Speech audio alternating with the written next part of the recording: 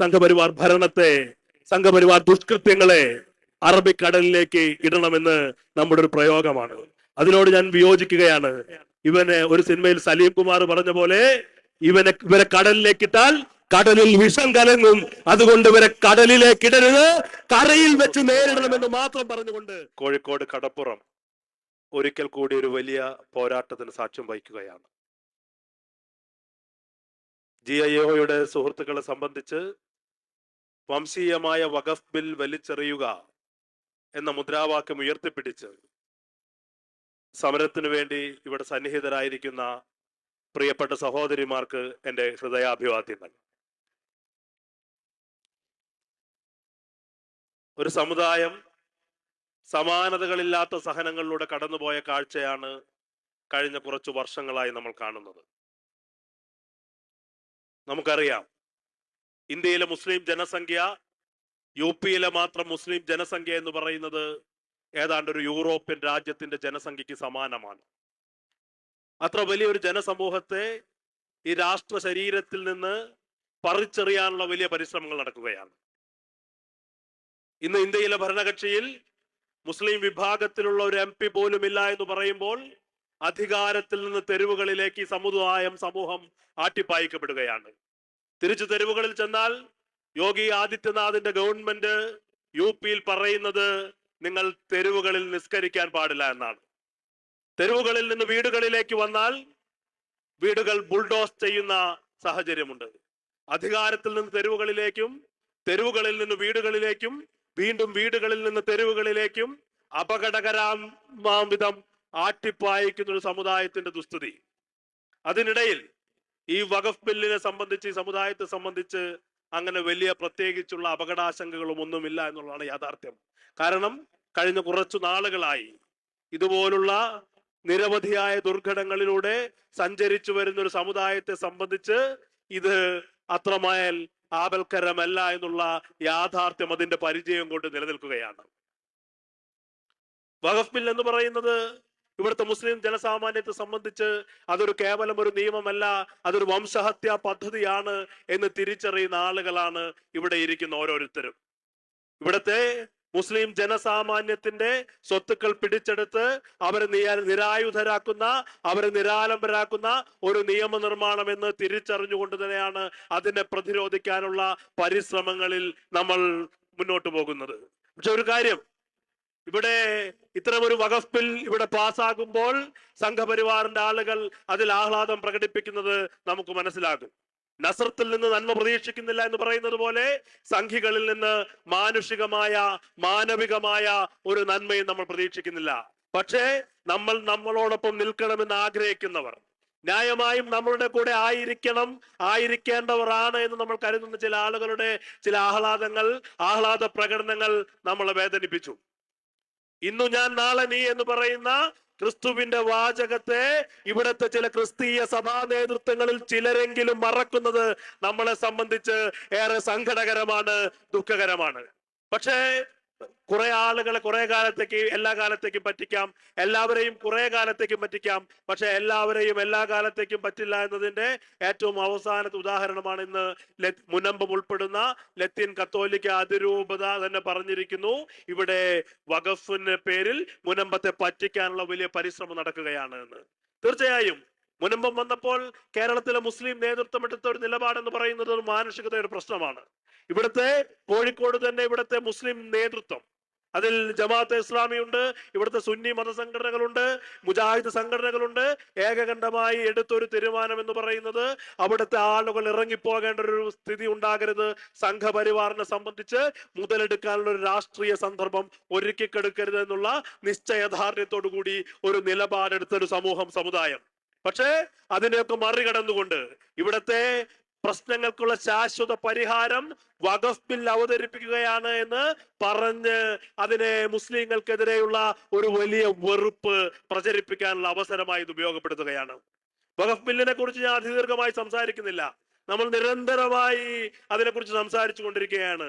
ആ ബില്ലിലെ വകുപ്പുകൾ, ഉപവകുപ്പുകൾ അതിലെ വ്യവസ്ഥകൾ, അപകടകരമായ വ്യവസ്ഥകൾ. ഒരു മുസ്ലിമിന് 5 വർഷത്തേക്ക് മുസ്ലിമാണെന്ന് നിരീക്ഷിക്കാനുള്ള അവകാശം ഇവിടുത്തെ ഭരണകൂടത്തിന് വിട്ടുകൊടുക്കുന്ന, ജില്ലാ മജിസ്ട്രേറ്റിനെ ഏൽപ്പിക്കുന്ന, വിശ്വാസത്തെ ഓഡിറ്റ് ചെയ്യുന്ന അതിലെ അപകടകരമായ വ്യവസ്ഥകളെ കുറിച്ച് എനിക്ക് ശേഷം സംസാരിക്കാനിരിക്കുന്നവർ വിശദമായി സംസാരിക്കുമെന്ന് തന്നെയാണ് ഞാൻ കരുതുന്നത്. പക്ഷേ വഖഫിനെ കേന്ദ്രീകരിച്ചുകൊണ്ട് ഒരു വലിയ മുസ്ലിം വെറുപ്പ് പ്രസരിപ്പിക്കാനുള്ള ശ്രമങ്ങൾ നടക്കുകയാണ്. വഖഫ് ബില്ലിനെ കുറിച്ച് ഏതാനും മാസങ്ങൾക്ക് മുൻപാണ് കേരളത്തിൽ വന്ന് ഉത്തരവാദിത്തപ്പെട്ട ഒരു കേന്ദ്രമന്ത്രി പ്രസംഗിച്ചു പോയി, വഖഫ് എന്ന് പറഞ്ഞാൽ കിരാതമെന്ന്. ബിജെപിയുടെ സംസ്ഥാന vice president B Gopalakrishnan Wayanad വന്ന് പ്രസംഗിച്ചത് ശബരിമലയിൽ വാവരുണ്ട്, വാവരുള്ളത് കൊണ്ട് അത് വഖഫാണ്, നാളെ ശബരിമല വഖഫ് ഭൂമിയായി പ്രഖ്യാപിക്കും, കേരളത്തിലെ മുസ്ലിങ്ങൾ ശബരിമല അടക്കമുള്ള ആരാധനാലയങ്ങൾ വഖഫാക്കാൻ നടക്കുകയാണെന്ന് പറഞ്ഞ് കലാപത്തിന് പരിശ്രമം നടത്തുമ്പോൾ അത്തരം കാര്യങ്ങളിൽ കേസെടുക്കുന്ന ഒരു സമീപനം ഇവിടുത്തെ സർക്കാരിൽ അതിനെതിരെ കേസ് കൊടുത്ത ഒരാളാണ്. പക്ഷേ സംഘപരിവാർ പ്രതിസ്ഥാനത്ത് വരുന്ന കേസുകളിൽ പതിവ് മൗനം അവലംബിച്ചുകൊണ്ട് പിണറായി വിജയന്റെ സർക്കാർ പോവുകയാണ്. എയർപോർട്ടിൽ സമരം ചെയ്യുമ്പോൾ കേസെടുക്കുന്ന പോലീസിന്റെ ശൗര്യം ബി ഗോപാലകൃഷ്ണന് മുന്നിൽ, സുരേഷ് ഗോപിക്ക് മുന്നിൽ അടിയറവ് വെക്കുന്ന കാഴ്ച കേരളം കണ്ടുകൊണ്ടിരിക്കുകയാണ്. കഴിഞ്ഞ ദിവസം, ഏതാനും ദിവസങ്ങൾക്ക് മുൻപാണ് വെള്ളാപ്പള്ളി നടേശൻ മലപ്പുറത്ത് വന്ന് പ്രസംഗിച്ചു. മുസ്ലിം വിരുദ്ധതയാണ് അദ്ദേഹത്തിന്. നമുക്കറിയാം, ഉത്തരേന്ത്യയിൽ ഇവിടെ ആളുകൾക്കെതിരെ അതിക്രമം നടത്തുന്ന ബലാത്സംഘികളായ സംഘപരിവാറുകാർക്ക് സ്വീകരണം നടത്തുന്ന കാഴ്ച നമ്മൾ കണ്ടതാണ്. പക്ഷേ കേരളത്തിന്റെ ഭൂമികയിൽ അത്തരം സ്വീകരണം സാധ്യമാകാത്തത് കൊണ്ട് വാക്കുകൾ കൊണ്ടൊരു ജനതയെ ശ്വാസം മുട്ടിച്ച, വാക്കുകൾ കൊണ്ടൊരു ജനതയുടെ ആത്മാഭിമാനത്തിന് മുറിവേൽപ്പിച്ച വെള്ളാപ്പള്ളി നടേശന് കേരള മന്ത്രിസഭയിലെ 4-1 അംഗങ്ങൾ, 5 പേർ മുഖ്യമന്ത്രി അടക്കം സ്വീകരണം കൊടുക്കുന്നു. അദ്ദേഹം പ്രസംഗിച്ചത് എന്താ? കേരളത്തിന്റെ ബഹുമാന്യനായ മുഖ്യമന്ത്രി വെള്ളാപ്പള്ളി നടേശന് സ്വീകരണം കൊടുക്കുമ്പോൾ അപമാനിക്കുന്നത് ഒരു ജനതയുടെ ചരിത്രത്തെയാണ്. ഇവിടെ അദ്ദേഹം പറയുന്നത് കേരളത്തിലെ ഈഴവർക്ക് അന്തസ് കൊടുത്തത് വെള്ളാപ്പള്ളി നടേശൻ എന്നാ. ഞാനും ഇവിടെ ഇരിക്കുന്ന ബാബുരാജ്, ഭഗവതി അടക്കമുള്ള ആളുകൾ ഈഴവ സമുദായ പരിസരത്ത് നിന്ന് വരുന്ന ആളുകളാണ്. അദ്ദേഹം പറയുന്നത്, പിണറായി വിജയൻ പറയുന്നത്, വെള്ളാപ്പള്ളി നടേശൻ വരുന്നത് വരെ ഇവിടുത്തെ ഈഴവരാതി പിന്നോക്ക വിഭാഗങ്ങൾക്ക് അന്തസ് ഉണ്ടായിരുന്നില്ല എന്നാണ്. ഞങ്ങളെ സംബന്ധിച്ച് ചരിത്രത്തിൽ ഇവിടുത്തെ പിന്നോക്ക ജനവിഭാഗങ്ങൾക്ക് ഏറ്റവും അധികം അന്തസ് കൊടുത്ത ആളുടെ പേര് ശ്രീനാരായണ ഗുരു എന്നാണ്. വെള്ളാപ്പള്ളി നടേശൻ വരുന്നതിന് മുമ്പുള്ള SNDP യോഗത്തിന്റെ എല്ലാ ജനറൽ സെക്രട്ടറിമാരും ആ നേതൃ പദവികളിലിരുന്ന എല്ലാവരും അന്തസ്സുള്ളവരായിരുന്നു എന്നുള്ളതാണ് ചരിത്രം. ഞാൻ വിസ്താര ഭയം കൊണ്ട് മുഴുവൻ പേരുകളിലേക്കും കടക്കുന്നില്ല. TK മാധവൻ എന്ന് പറയുന്ന SNDP യോഗത്തിന്റെ സെക്രട്ടറി വൈക്കം സത്യാഗ്രഹത്തിന് തുടക്കം കുറിച്ച ആളാ. വൈക്കം ക്ഷേത്രത്തിന് മുന്നിലുള്ള ഇടവഴികളിലൂടെ ഈഴവർക്ക് സഞ്ചാര സ്വാതന്ത്ര്യം, ഈഴവരാതി പിന്നോക്ക ജനവിഭാഗങ്ങൾക്ക് സഞ്ചാര സ്വാതന്ത്ര്യം നിഷേധിക്കപ്പെട്ട ഒരു കാലത്ത് SNDP യോഗത്തിന്റെ നേതാവായിരുന്ന, കോൺഗ്രസ് നേതാവായിരുന്ന TK മാധവൻ കാക്കിനടയിലെ കോൺഗ്രസ് സമ്മേളനത്തിലേക്ക് പോകുന്നു. സഞ്ചാര അനുമതിക്ക് സമരം ചെയ്യണം, സമരത്തിന് അനുമതി വേണം, അനുമതി കൊടുക്കേണ്ടത് കാക്കിനടയിലെ കോൺഗ്രസ് സമ്മേളനമാ. പലരും അനുമതി നിഷേധിച്ചപ്പോൾ അദ്ദേഹം അവിടുത്തെ സമ്മേളനത്തിന്റെ പ്രസീഡിയത്തിലേക്ക് പ്രതീക്ഷാപൂർവ്വം നോക്കി. ആ പ്രസീഡിയം നയിച്ച ആളുടെ പേര് ഇന്ത്യയിലെ ഖിലാഫത്ത് സമരത്തിന്റെ മുന്നണി പോരാളിയായ മൗലാന മുഹമ്മദ് അലി ആയിരുന്നെങ്കിൽ, മൗലാന മുഹമ്മദ് അലി കൊടുത്ത അനുമതിയുടെ പിൻബലത്തിലാണ് സുഹൃത്തുക്കളെ കേരളത്തിൽ വൈക്കം സത്യാഗ്രഹം ആരംഭിക്കുന്നത് എന്നാണ് ചരിത്രം. മുസ്ലിമായ മൗലാന മുഹമ്മദ് അലിയുടെ അനുമതിയോടെ വീട്ടിലേക്ക് തിരിച്ചു വരുമ്പോൾ അദ്ദേഹം ആഹ്ലാദാതിരേകത്തോടെ TK മാധവൻ അദ്ദേഹത്തിന്റെ ഭാര്യ പ്രസവിച്ചിരിക്കുന്നു. അദ്ദേഹം മനസ്സിലാക്കി ആ മൗലാന മുഹമ്മദ് അലിയോടുള്ള ബഹുമാന സൂചകമായി മകന് മുഹമ്മദ് അലി എന്ന് പേരിട്ട TK മാധവന്റെ സംഘടനയാണ് ശ്രീനാരായണ ധർമ്മ പരിപാലന യോഗം. അത് കഴിഞ്ഞ് സഹോദരൻ അയ്യപ്പനെ കുറിച്ച് അറിയാം. അദ്ദേഹത്തിന്റെ മകൾക്ക് പേരിട്ടത് ആയിഷ എന്നാണ്. മകൾക്ക് ആയിഷ എന്നും മകന് മുഹമ്മദ് അലി എന്നും പേരിടാൻ മാനവികതയുണ്ടായിരുന്ന ഒരു സമുദായത്തിനെയാണ് വെള്ളാപ്പള്ളി നടേശൻ അന്തസ് കൊടുത്തു എന്ന് കേരളത്തിന്റെ മുഖ്യമന്ത്രി പറയുന്നത്. ഒരു ചരിത്രം കൂടി മാത്രം എനിക്ക് സമയപരിമിതിയുണ്ട്, ഞാൻ ഓർമ്മിപ്പിക്കുകയാണ്. ബാബറി മസ്ജിദ് പ്രശ്നം വളരെ രൂക്ഷമായ സന്ദർഭത്തിൽ SNDP യൂണിയന്റെ ജനറൽ ബോഡിയിൽ അന്നത്തെ SNDP യൂണിയന്റെ നേതാവ് MK രാഘവൻ ഒരു പ്രമേയം പാസാക്കുന്നുണ്ട്.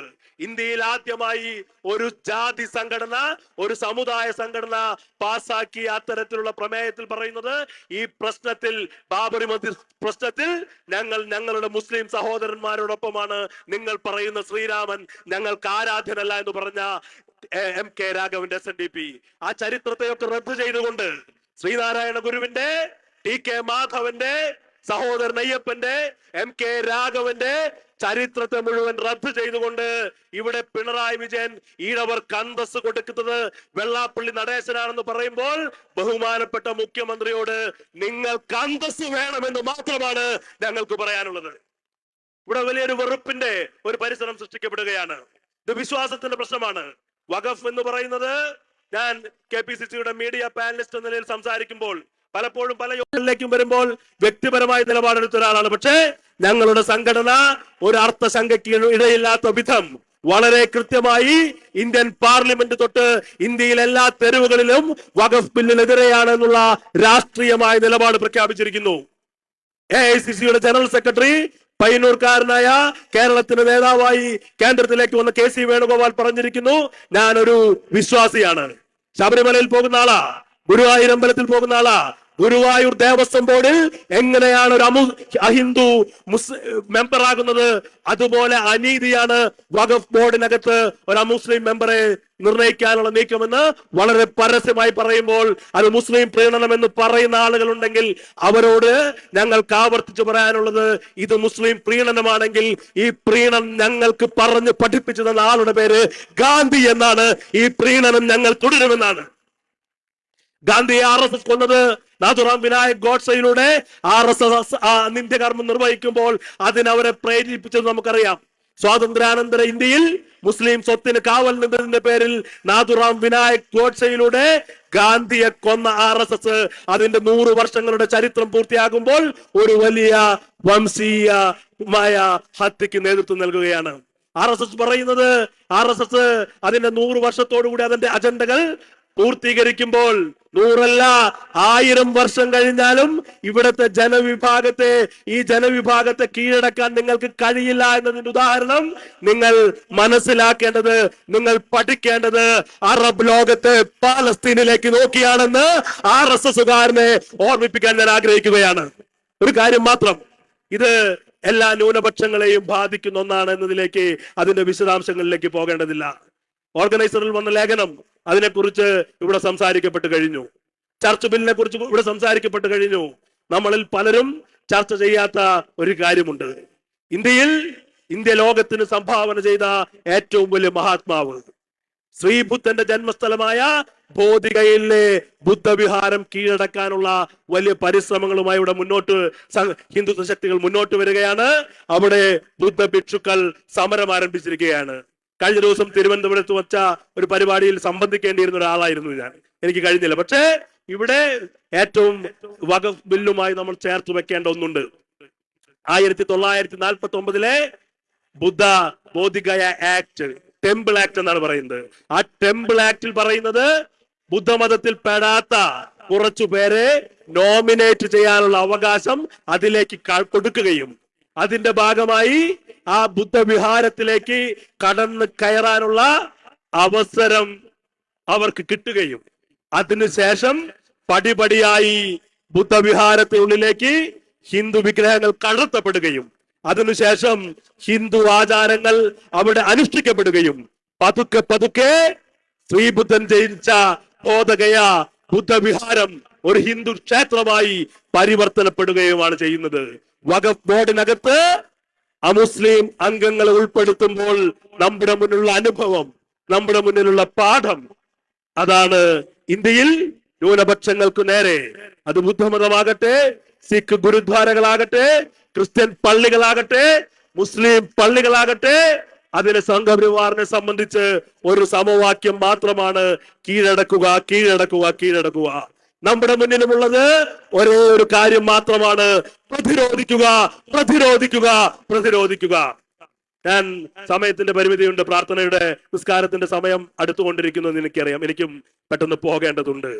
ഇവിടെ പലരും ആലങ്കാരികമായി നമ്മൾ പറയുന്ന ഒരു കാര്യമുണ്ട്. ഇവിടെ സംഘപരിവാറിനെ സംഘപരിവാർ ഭരണത്തെ, സംഘപരിവാർ ദുഷ്കൃത്യങ്ങളെ അറബിക്കടലിലേക്ക് ഇടണമെന്ന് നമ്മുടെ ഒരു പ്രയോഗമാണ്. അതിനോട് ഞാൻ വിയോജിക്കുകയാണ്.